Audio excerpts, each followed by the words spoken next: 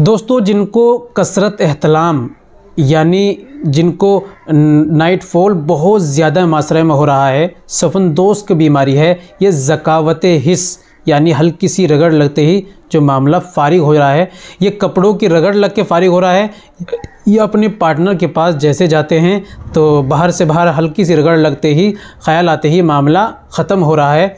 जिनको ज़कावत हिस्स की प्रॉब्लम है या जिनको नाइट फॉल सफनदोस बहुत ज़्यादा मात्रा में हो रहा है, सोते में दिन में रात में 10-10 बार, 2 बार, 3 बार या महीने में 30-30 बार, 20 बार, जितना भी ज़्यादा आपको सफनदोस हो रहा है, ये ज़कावत हिस्स की प्रॉब्लम है, हल्के से रगड़ लगती है, मामला फारिग हो रहा है, उनके लिए बहुत ही आसान छोटा सा नुस्खा आप इसको इस्तेमाल करते हैं तो दोस्तों बहुत ज़्यादा ये अपने आप में पावरफुल है।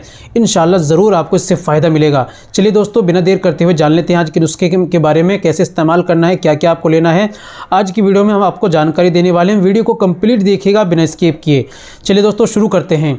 दोस्तों, ये बताने से पहले एक छोटी सी गुजारिश है कि अगर आप हमारे चैनल पर नहीं आए हैं या अभी तक आपने हमारा चैनल सब्सक्राइब नहीं किया तो जल्दी से चैनल को सब्सक्राइब कर दें और बेल आइकन पर ऑल पर प्रेस कर दें।